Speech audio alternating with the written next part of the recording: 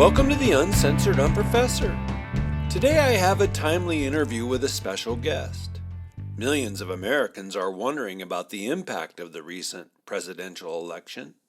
We're watching things like the progressive meltdown, Trump's daily cabinet appointments, international trade realignments, foreign policy adjustments, and many of us are wondering about the meaning of all this for the church and her mission. In this episode, a former student of mine, David Mansdoerfer, will be sharing what it was like to work in the first term of the Trump White House, what the new Trump administration is up against with the entrenched bureaucracy in the federal government, as well as what and how Christians can and should engage politics today. Oh, and because he worked in the Department of Health and Human Services, David will help us understand some of what RFK Jr is up against with his efforts to clean up American food production. Real fast, I want to thank Gallerini Roofing for their continued sponsorship of the UU. Do you need a roof and you live down in Southern California? Call 714-244-6567. Gallerini Roofing is a professional, experienced, licensed, bonded roofing company. Take action now with roofers who can get the job done right. 714-244-6567. Gallerini Roofing. Also, I love it when folks help me, a caster of the pod with a modest budget, help me get the word out about a show for Christians that is not a sermon. It's good, as Isaiah wrote, "Come, let us reason together." It's good to think about our faith, think through our faith.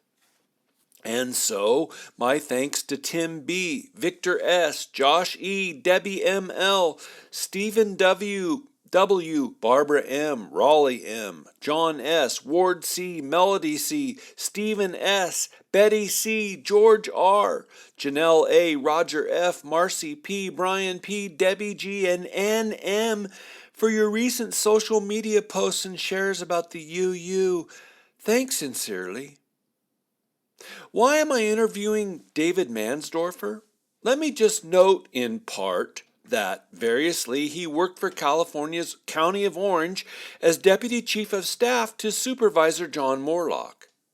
In that role, David oversaw Parks and Rec issues, John Wayne Airport matters, various labor negotiations, and healthcare, public health kinds of issues. From that county, he moved with Senator Moorlach to work in the California State Senate. And then, from 2017 to 2019, he worked in the first Trump administration. He worked in the Department of Health and Human Services, HHS, like I said, where RFK Jr will be the new secretary. While he was there, David served as the Deputy Assistant Secretary for Health and HHS Chief Labor Negotiator. In those roles, he worked on a number of presidential secretarial initiatives, including ending HIV, policies regarding fentanyl and opioids, helping Veterans Affairs, and overseeing youth sports programs. Currently, David is a partner at Statecraft LLC, a Texas lobbying firm. And he's also a health policy consultant for a number of clients, helping them engage with all the levels of government. All of that to say, David Mansdoerfer is an eminently qualified person to help us better understand the importance of a Christian engagement of politics and the rather messy inner workings of the bureaucratic machine that is our federal government. So thanks again for joining me today. Here's the interview. So, David, I'm curious, how did you get into politics? How, as a believer, did you get into the political realm? How did you get into political consulting? Give us some of your story. I've always been fascinated by, politics and, all the stuff that you watch on TV, whether it was The West Wing or Madam Secretary or all the interesting, TV shows. I actually got to know my wife, Megan, when we were at Vanguard University, and we were both in your class, actually. really, her family, I jokingly say, is a little bit like political and lobbying royalty. They had very fascinating jobs. And so my wife's uncle was a gentleman named Joe Madero, and he was the head lobbyist for UPS for many, many years. And UPS is a big, obviously big company, and they do a lot of work with the government. And then we had some other family out there as well too. So when we graduated in from Vanguard, we moved out to DC, and I had an opportunity to really get immersed into what political life looked like. And it just kind of stuck. I've really enjoyed working. I jokingly say I think I've worked for every form of government. I've done city work, I've done county work, I've done state work, and I've done federal work. So outside of maybe your local water district, I really have a pretty good understanding of the political dynamics when it comes to governance over municipalities up to the federal level. So I'm curious, you're having worked through those different layers. Is it considerably different than local, or are they pretty much the same beast?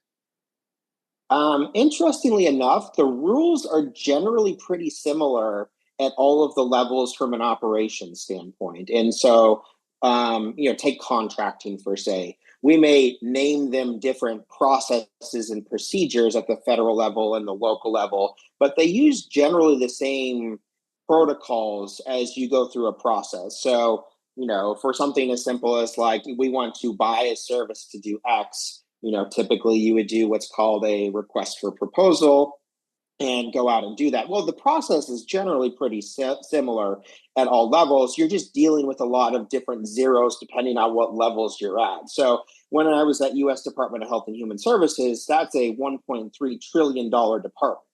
So Amazing. You have a lot of zeros behind the contracts and the things that you run out there. Well, County of Orange isn't small either. County of Orange is the sixth largest county and larger than like 20 states, at least it was at the time. So you had a lot of zeros there too. So it's kind of an order of magnitudes approach when it comes to really what the difference is to work in those different settings.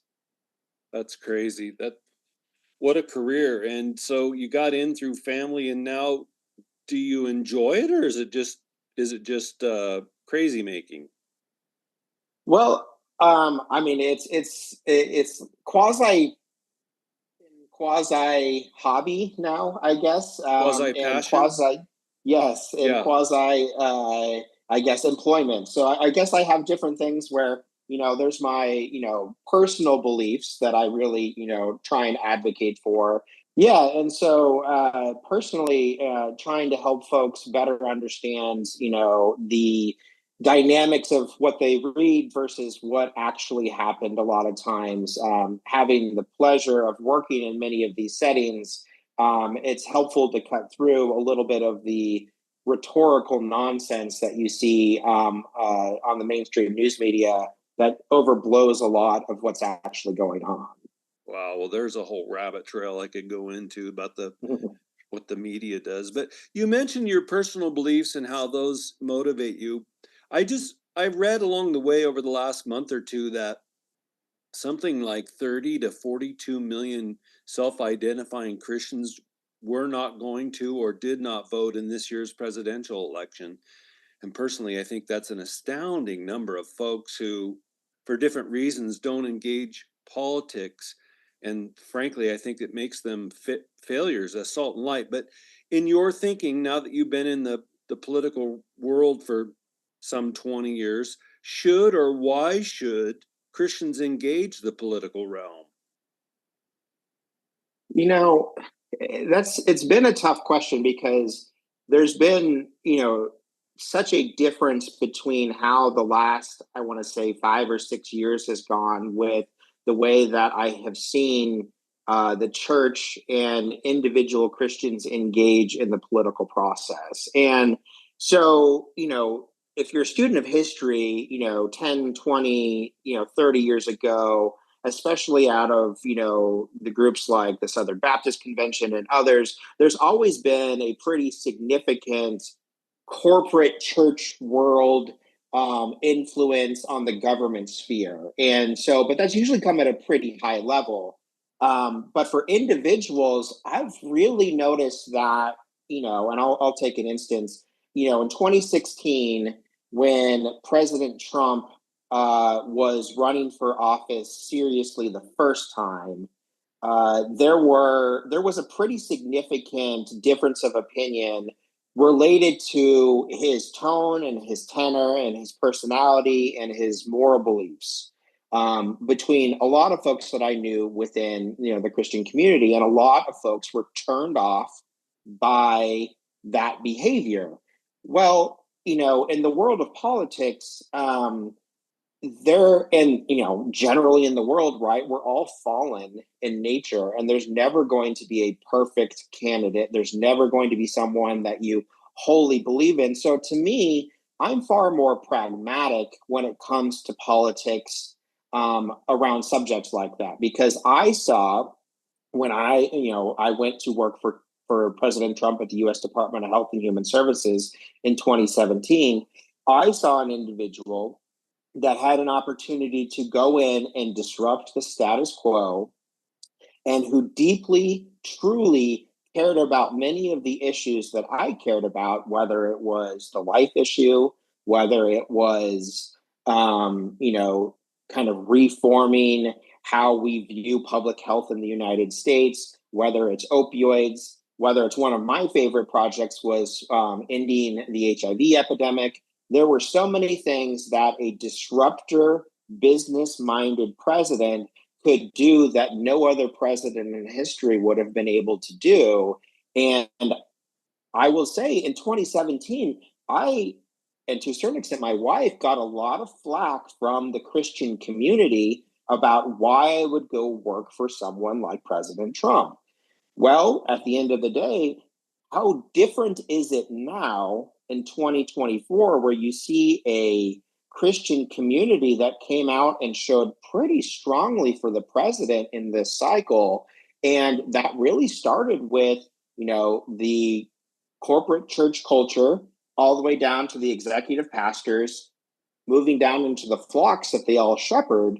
I saw a significant engagement, and I actually think this will probably be one of the highest engagements of the Christian church in a presidential election that we have seen historically, when the numbers finally all get written out and we see kind of the after action report. Wow, that's amazing. So in your estimation, or it sounds like with folks, they believe that this is a way to affect some change, to move the needle toward goodness or morality or righteousness or order, and that engagement bears fruit. Absolutely, but I also see it as, I think it's the United States has always generally been a pendulum society, where Yeah. we swing one way and then we swing back the other way, and we end up in the middle for a little bit. During COVID, I think a lot of Christians really saw the impact of what government can do at a local level in your life. Yeah. And to me, that was probably the precipice to the higher levels of engagement, because especially out in, say, California, where the lockdowns and some other things happened for extended periods of time, and people were financially hurt, people were, their children, I mean, the lack of educational achievement that we're starting to see because of some of the COVID restrictions is astounding, and the parents saw that.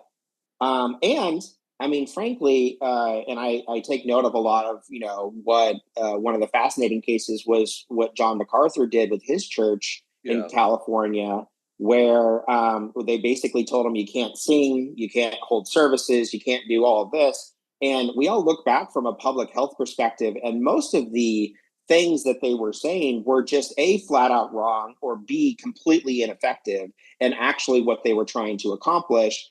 But to me, the authoritarian government perspective really wanted to use that to gain power over institutions that they didn't particularly care about. Yeah, no, I think that's well put. It's, if for all of the horror and the overreach and the abuse, the upside, the uptick is that it woke people up to, oh my gosh, the government really could do this. The government is doing this to us, to our families, to our churches. Gulp. And so it was a wake up call, as you say. I think that's well put. Yeah, it's sad that it took something like that, but I really do think it was a catalyst for action that um, again has led to what I am going to think is a resounding mandate for the president and his administration moving into 2025 when he retakes his seat in the Oval Office. Well, yeah, it sure looks that way. And yeah, I mean, look, I've paid attention to politics my whole adult life, and I've always been amazed at the government inefficiency and the government waste. And it hasn't mattered who's been in power, Republican or Democrat. There's, I mean, frankly, sorry, even during Trump's first 4 years, the national debt went up. And I'm just grateful that at least 2 months before inauguration, there's all kinds of signals that his administration means to go in and start actually doing some, probably first in 3 generations kind of sanitation and trimming and reorganization, because I mean, everybody knows that it's just bloated and gross. And I describe it on my show as this big faceless machine that just keeps eating everybody.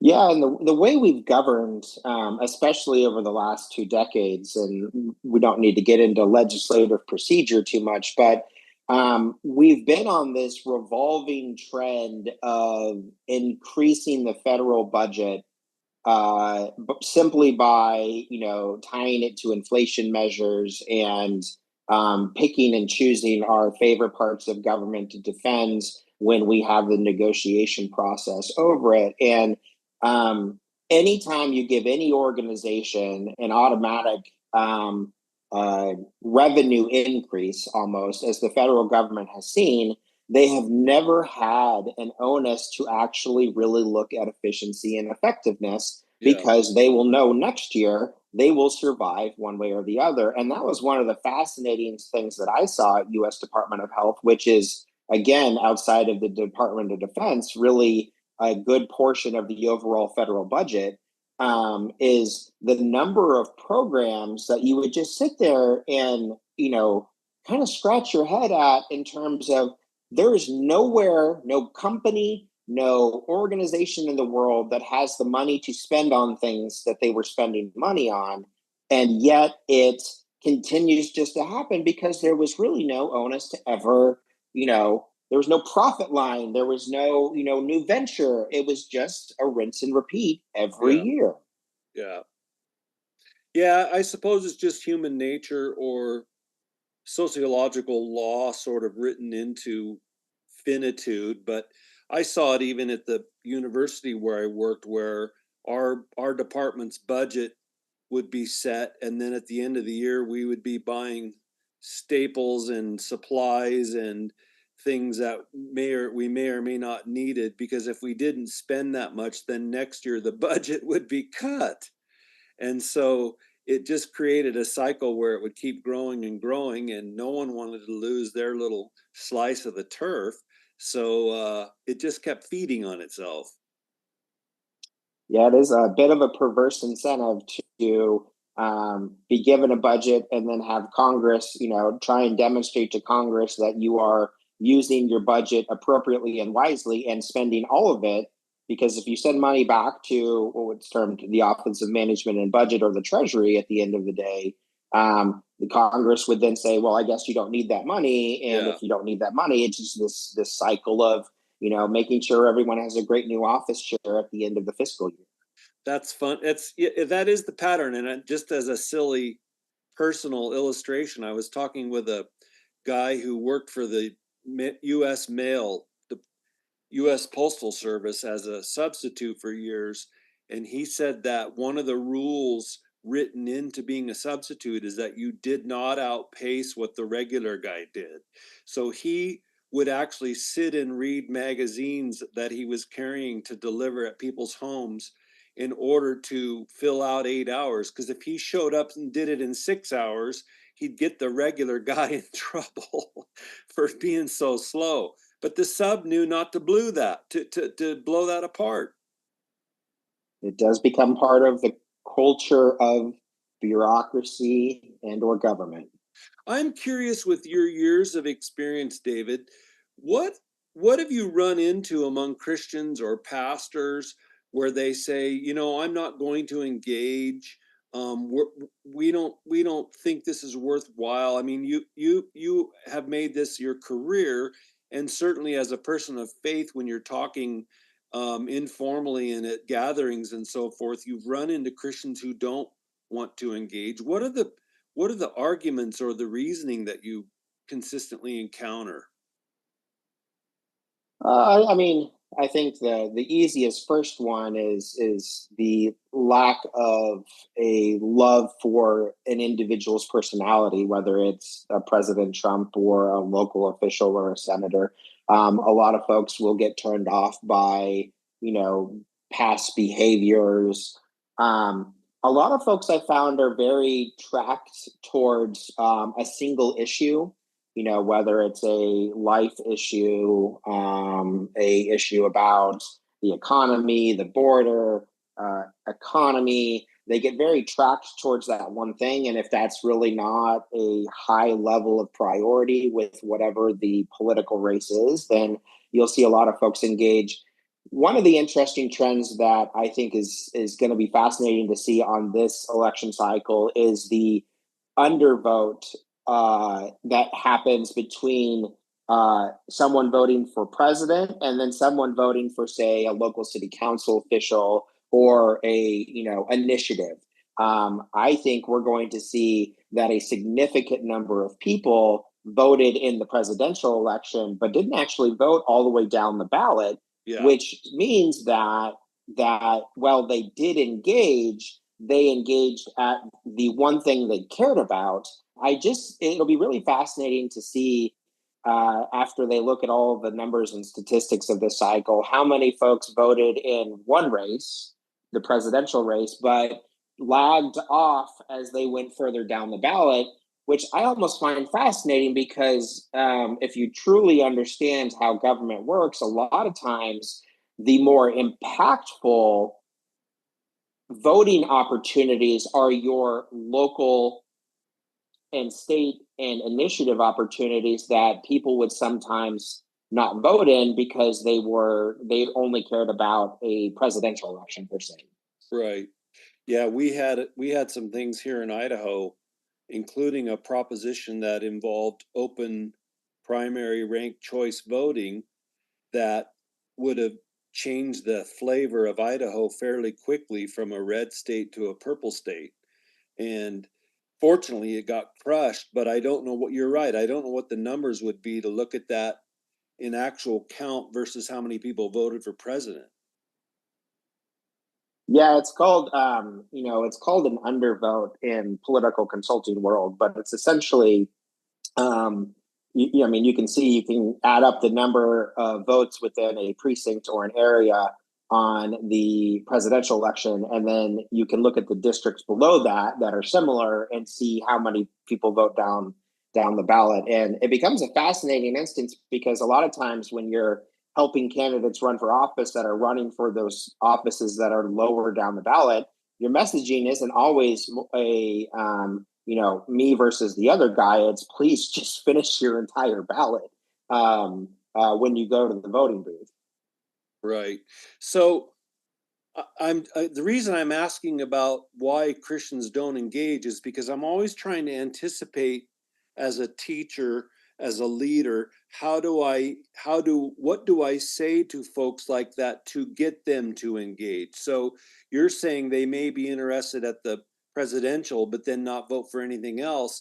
And I'm just wondering if you've run into Christians who have like a really well thought through theology or philosophy of, Jesus didn't engage the political realm, so I'm not going to. or if it's just more simple and common than that, it's just more simple that they're apathetic or they don't care about lesser matters. Well, and I also think, yeah, I mean, I have run into several folks that are turned off generally by the political sphere. And those folks have included everyone from, individuals that don't like the tension that comes with politics, Yeah. to those that, were philosophically opposed to, just the general election process.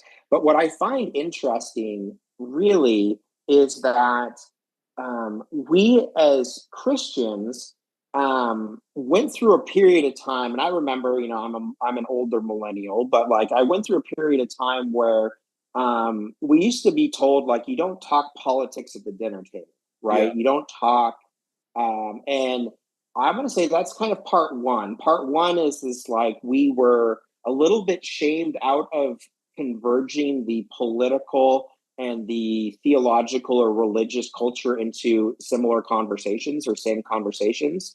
And then, second, another huge part to it is I don't think that we know how to have conversations anymore, because the way all of us are intaking information is through social media algorithms that regurgitate what we like and appreciate to begin with. Right. And so I think there's two folds to the issue. One is we were taught, let's not talk politics. And the second is we are now surrounded by a artificial intelligence apparatus through social media algorithms that limits our ability to actually have conversations with folks who may not agree with us 100% of the time. No, that's excellent. So social media has it so we're in these bubbles and we get stuck in the bubbles, and then that reinforces the fact that you don't talk to somebody that you disagree with, or there may be 10 points of divergence and 1 point of commonality, and you don't learn how to build on that commonality. You only focus on what's different. So the social media culture is actually driving us apart and wrecking, in some regard, wrecking Christian presence in the political realm. Yeah, because I don't think we have really learned how to engage in that space, though I do see a lot of positive momentum. There are a lot of significant, I think, Christian based culture, new media folks that have really started to engage in that space. I mean, obviously, the Ali Beth Stuckeys of the world, Yeah. Megan Basham, even to a certain extent, Ben Shapiro and Matt Walsh, and all of those kind of new media Yes. Folks that have really delved into the space, I think, are teaching us how to engage better around these types of conversations. But again, for the average voter or for the person who doesn't make politics their career, when the news that you receive is generally either through X or through Instagram or Facebook, when you like a post about Donald Trump, Facebook realizes you like the post about Donald Trump and feeds you more similar like content, which again doesn't really allow you to critically think about anything beyond what you're being served. Yeah, no, I think you're spot on that. And I've come to call the Ali Beth Stuckeys and the Matt Walsh's social prophets. So they don't have a position in the church. They're not necessarily recognized by the church as pastoral, but they are nevertheless helping society in general, the church in particular, learn how to think through these issues in a way that do finally go toward biblical and godly values. Yeah, and I think there's a market for it because the media, the legacy media, has been so generally opposed to many of the tenets of the Christian faith that folks are desperately seeking outlets that are A, enjoyable, but B, carry truth to them Right. and carry values that are similar to their own. Yeah. So I'm just thinking, and I don't mean to pin you down on this, but if we are not having conversations with people who disagree or have divergent perspectives from our own selves, have you seen platforms? Have you seen windows, opportunities, locations, spaces where that does happen, or have you seen how that can be fostered?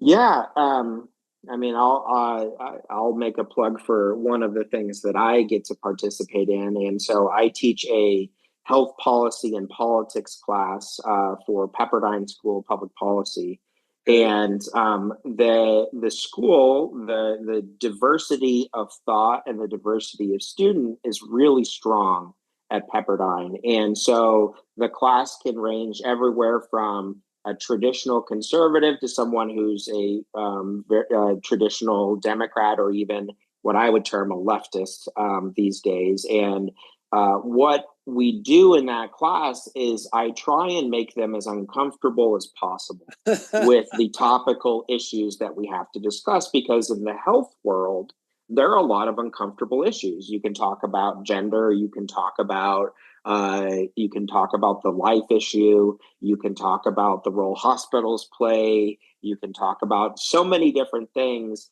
that would be quote unquote not acceptable conversations at the dinner table in an environment that is that traditional academic environment, which is supposed to be a kind of diversity of thought approach. And so I have really enjoyed watching these, Gen Z a lot of times, students grapple with some of these hard issues because the way they approach these issues, I think, is much more refreshing than even a lot of the times what I was brought up in how to have conversations like this. And that I also put that back. What's interesting about it is that Gen Z actually came out stronger for Trump than anyone would have expected. And to Wow. me, that's a fascinating trend line because if you think about politics, the Republican Party has always been the party of the old a lot of times, and the Democrats have always been the party of the young and the up and coming. Well, in this cycle, that trend line was actually flipped a little bit to where I think we're seeing a generation emerge that is starting to see through that old legacy media culture and trying to come to conclusions and answers on their own. Yeah, and I think you're right. I think the election did show that. It's got to be terrifying to progressive Democrats that that trend is moving that way. I think I'm seeing that on the life pro-life versus abortion issue too. There's some trends there that are hopeful. You mentioned the health. You work for US Department of Health and Services. Is that correct? Yes, I was the Deputy Assistant Secretary for Health at the U.S. Department of Health and Human Services. I was a presidential appointee when I was there. That's exciting. That's cool. And I know that headed into the Trump administration a couple months out, they're excited that he's going to be partnering with RFK, who I think was just officially named today. Um, all of that's exciting with regard to public and personal health. What kinds of matters do you think are going to be top of mind on the forefront of the agenda for the Bobby Kennedy administration? What do you think they're going to be trying to do? Well, I am excited to see what is going to happen at HHS, and obviously, having worked within that building, I know that there's going to be some trepidation from a lot of folks that um, are used to the old way of public health. But public health, to me, especially given COVID and what we are starting to see coming out of it, is in serious need of a reset. The overall distrust in the public health community, whether it is your local public health, whether it's your national public health, was really damaged during the COVID period of time. And that was Yes. everything from vaccine mandates to lockdowns to masks to keeping your kids out of school to all of these things that we're starting to see evidence as were not the appropriate or the best outcome for what they should have been doing during that time.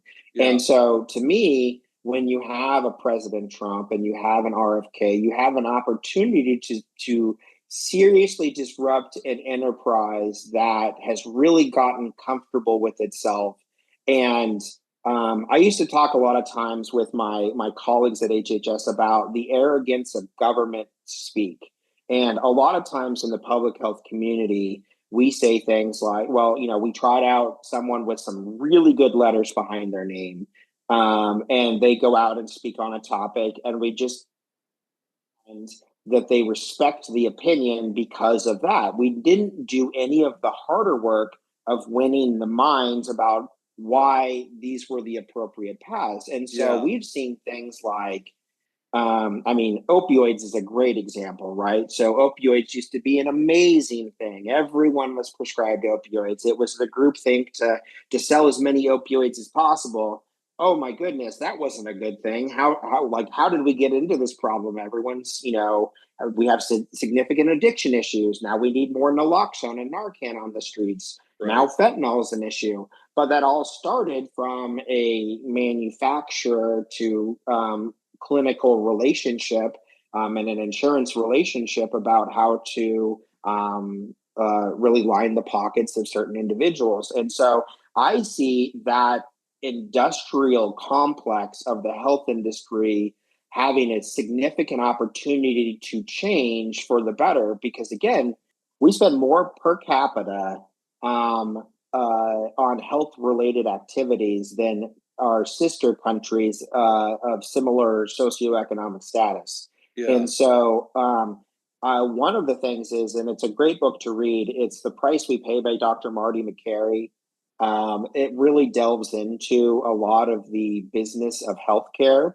And to me, I think the first Trump administration did a lot with that, with some of the tenets of that book, but I see some significant opportunities to talk about everything from prevention and how we need to work more on prevention as opposed to acute treatment, to everything from how we even govern things like the dietary guidelines and Yeah. do we like salt or not like salt this year, and Yeah. what actual evidence goes into making those decisions, which lead to things like our school lunch or our school lunch program and what we feed our kids Yeah. and etc.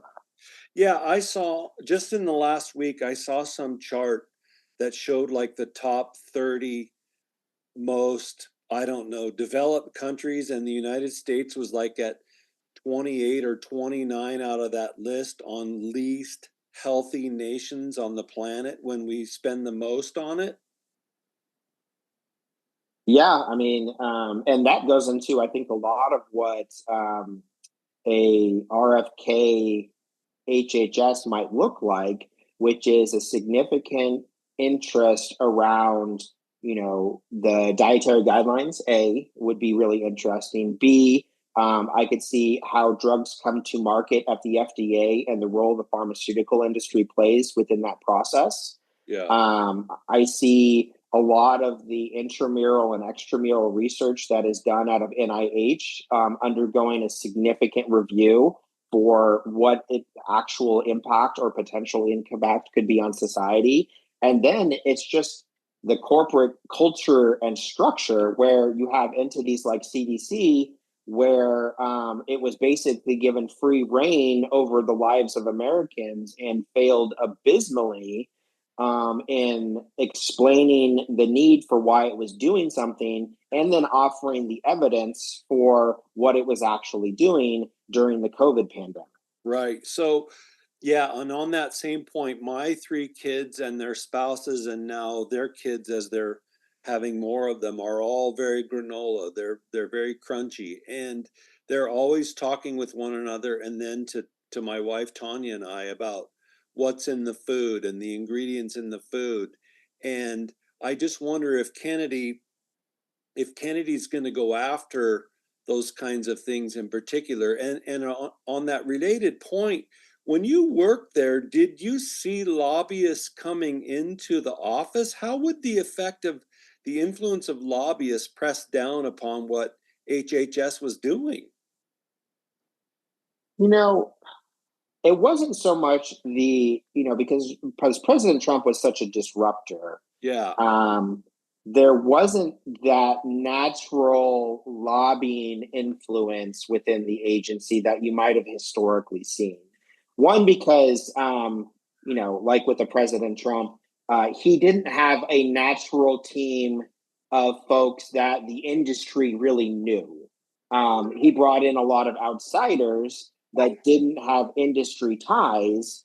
And so they didn't really have access to a lot of the folks within the agency because they didn't know who we were. So that was kind of step one, and they weren't very thrilled with a lot of the activities that we were trying to do when it came to again pharmacy benefit managers and other type programs that we're trying to seriously reform long-standing ways that government does business. And so they'd often usually go the legislative route to Okay. try and make our lives more difficult when they were trying to enact a regulation or some sort of procedural change within the agency.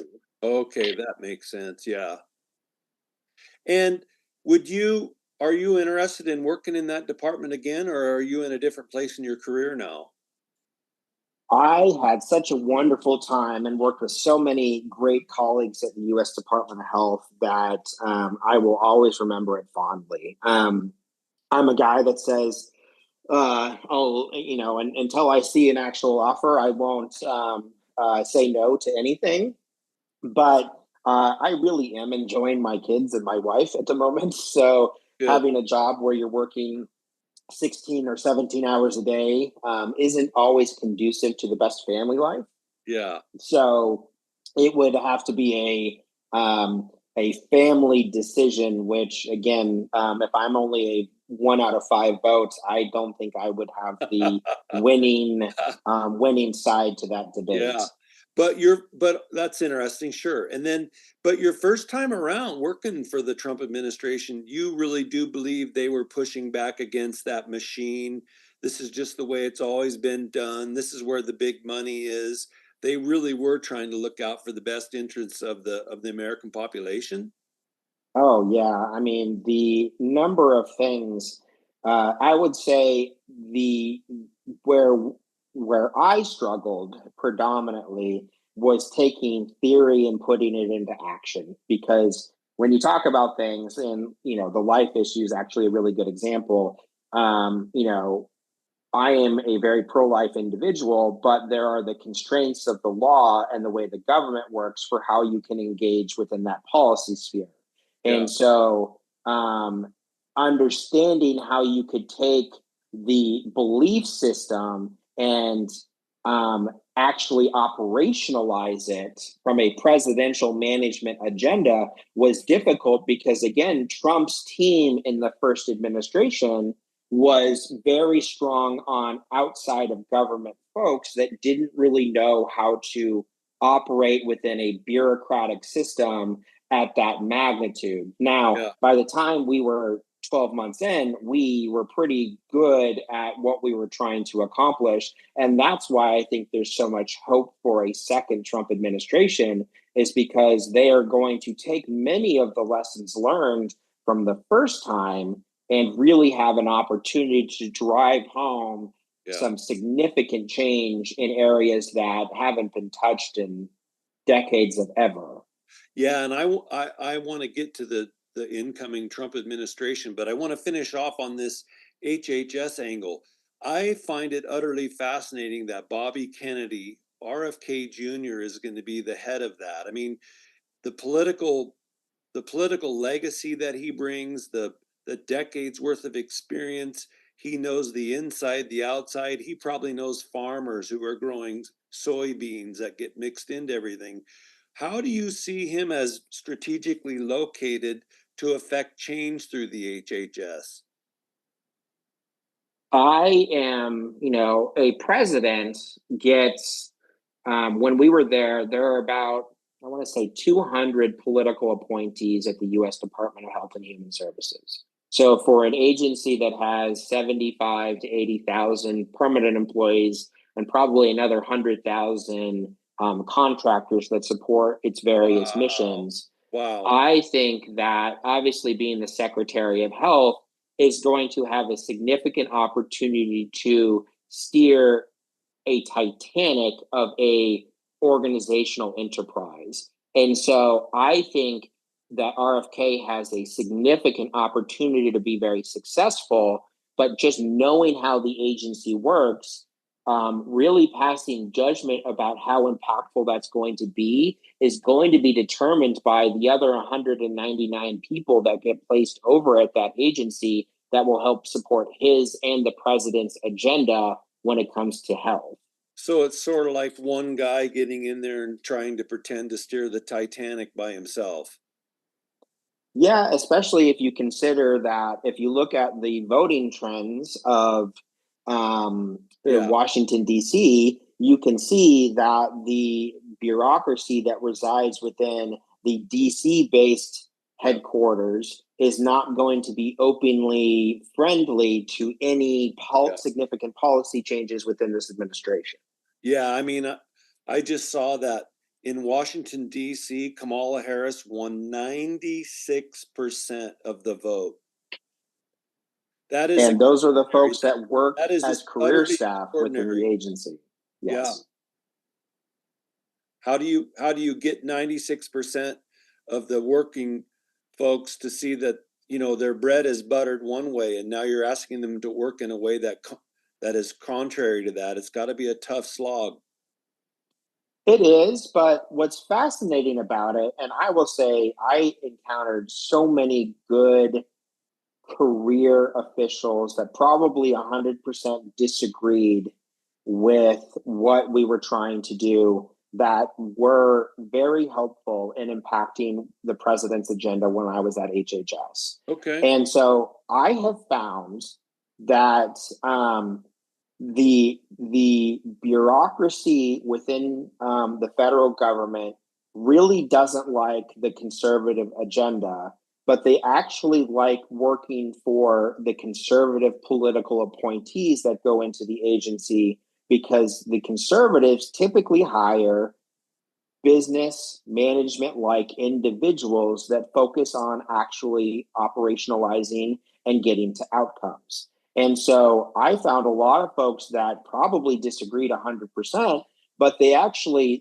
culture within the agency changes because we're able to actually affect change and impact on areas that, even though they don't like what we're doing, actually still help the folks that they've been trying to help any longer period of time, if that makes sense. Okay, so there's some hope. Can he go through, like, the way that I think of it as someone who doesn't necessarily understand DC, David, is like Bobby Kennedy comes in and he meets with resistance at the top tier administrators in HHS. So he fires the first 6 of them, and then the next 6 move up and he fires those 6. Does it work like that, or is it more complicated than that? There's a lot more complication to the personnel structure within government. At the local level, you can think of it as, there's a protection system of rules that state, local, and federal workers are allotted beyond your average, private sector worker when it comes to an ability to move them.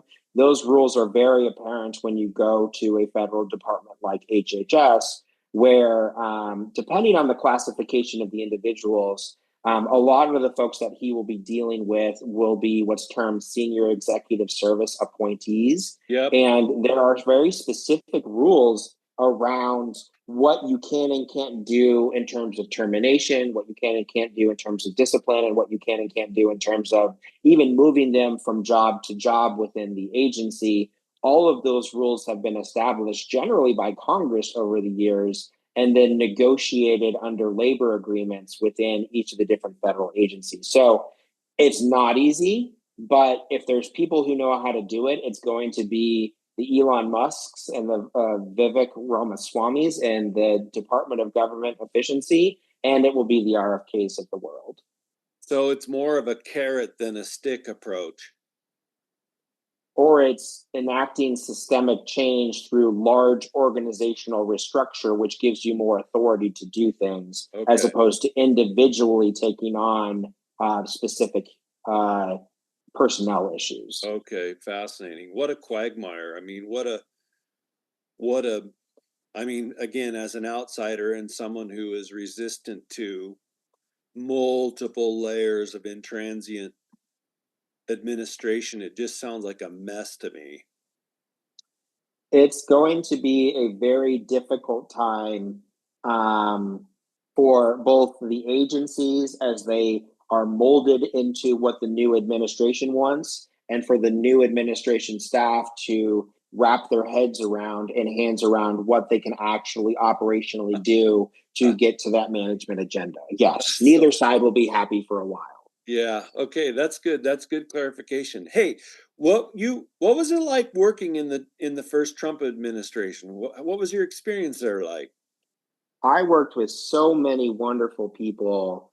I worked for the Assistant Secretary for Health, Dr. Brett Giroir, who had a distinguished career. He had run Texas A&M Health Science Center. He had had a significant role at the DARPA before coming to HHS, and getting to work with individuals that have such high levels of medical and science expertise. When folks like me, I'm a generalist, I'm an operator, and I'm political, was just a really fascinating environment to be in. And then also to work for a president who would stick out and do the right thing, and go out on the ledge when everyone was disagreeing with him, was an excellent opportunity to really further many causes, including the pro-life cause, where I will honestly say I think President Trump will go down as the most pro-life president in U.S. history,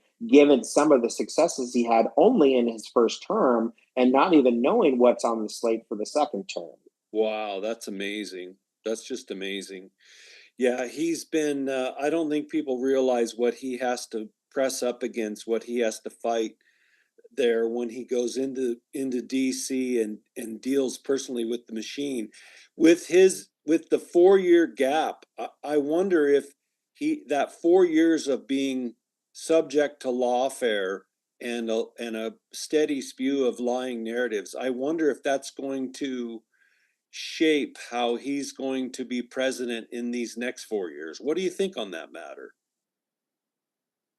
I don't really think anyone can understand what he has had to go through in terms of attacks against him, his character, and then his immediate family and his business and livelihood. I mean, I think he is a one of one when it comes to the disdain of the legacy media and the cultural norms within Washington, D.C. And so I can't see how that doesn't shape what he does in this administration for the next 4 years. And I am excited about it because, again, we all know that politicians often say things to get elected. At least in his first instances, there's nothing that he's done that has been wildly surprising if you don't just listen to how and what he's been talking about. And I know he'll run into constraints, between what he wants to do and the separation of powers that we have in our glorious US here. But to me, if he can be successful for the next 4 years, he will leave an excellent on-ramp to the next Republican nominee to further that conservative mission for potentially up to 12 years starting in 2025.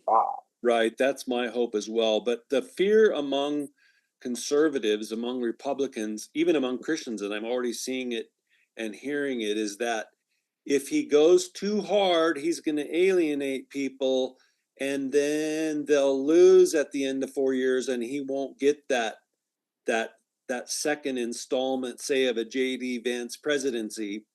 So maybe he should just go easy. And I'm really torn about this because, as I said earlier, all my life I've watched Republicans take office, and then they're so mediated, they're so compromising that they really don't affect a long-term conservative agenda that bears down upon the country. And so he's got a kind of tightrope to walk. Yeah, and I mean, I think that goes all the way back. If you read the Federalist Papers and we talk about, the factions of influence within the political sphere, I think that has been the overall cultural norm for a lot of Republicans to get into office and then moderate their agenda when it comes to spending and the budget and many other issues.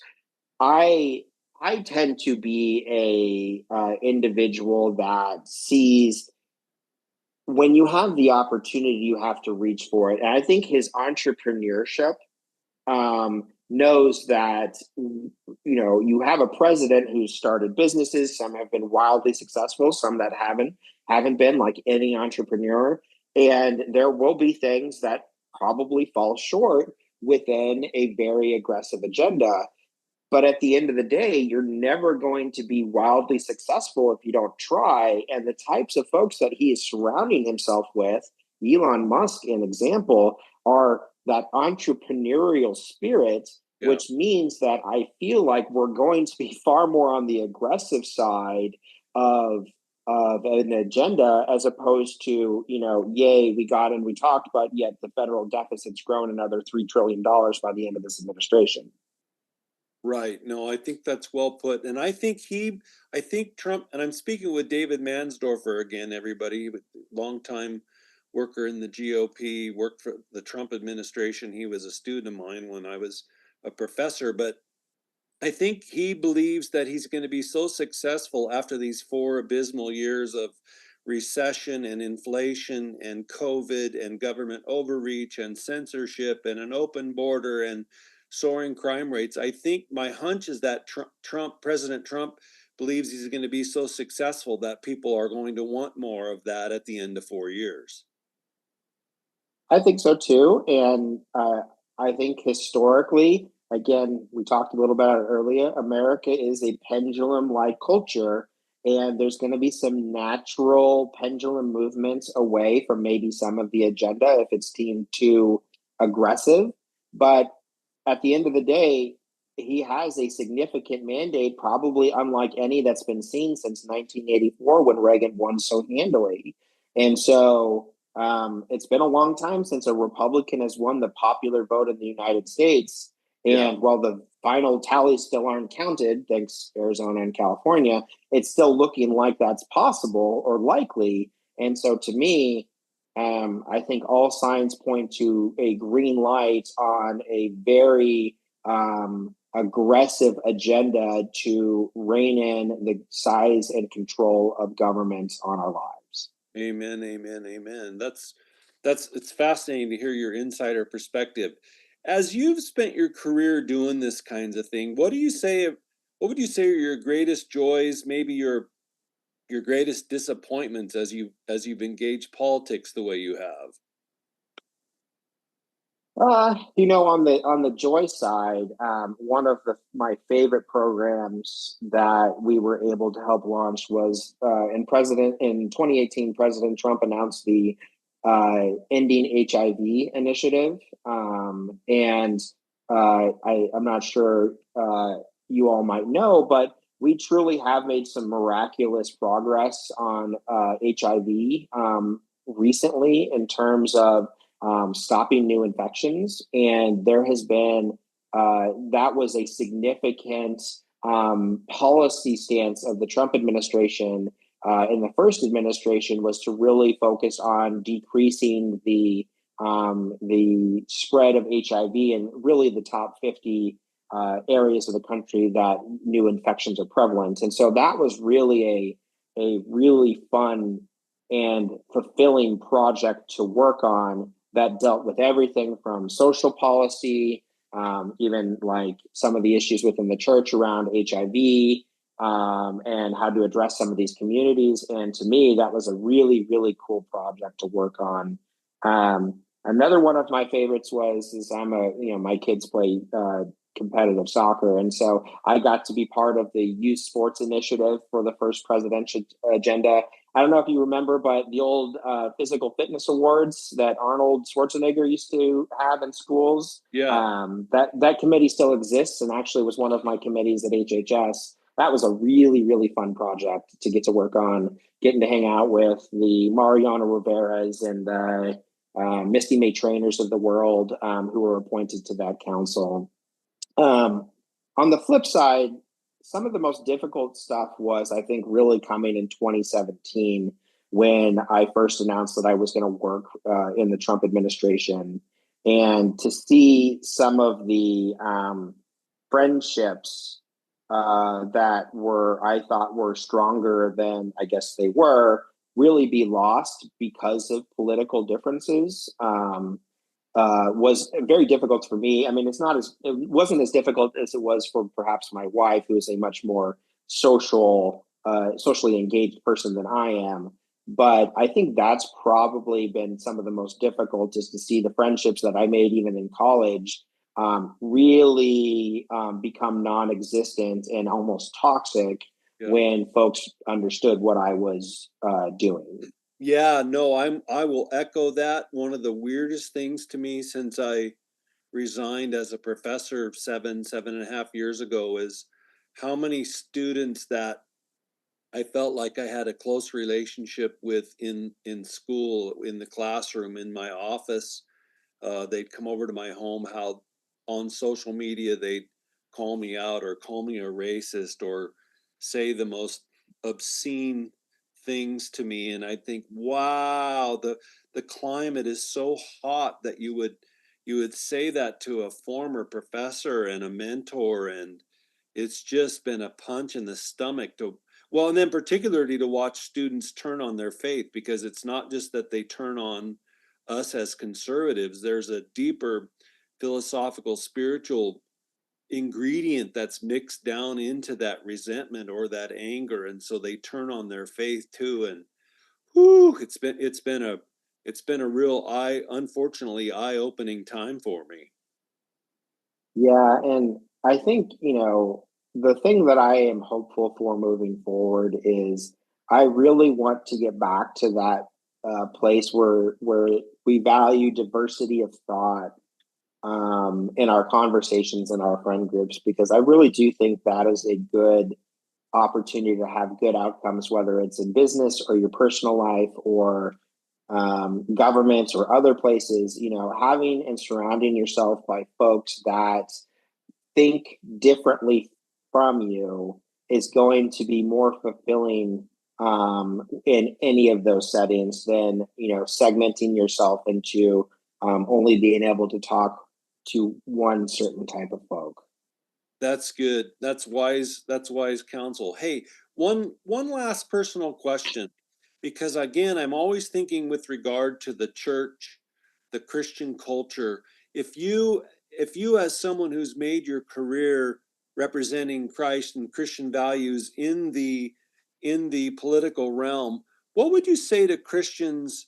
What's the one thing you would want to express to Christians that you feel like would really be beneficial or is needed at this time in American history? I am a big proponent of having more folks engage in the local government process. And whether it's your school board, whether it's your city council, whether it's your county, whether it's your local water district, there are policies at each of those levels that impact your ability to go to school, go to work, have a church, zoned for the correct reason, and a planning commission per se, And so if you are not engaged within those arenas, your ability and evangelistic opportunities are going to be limited, because there are so many different opportunities to engage with these local governments around issues like homelessness, issues like addiction.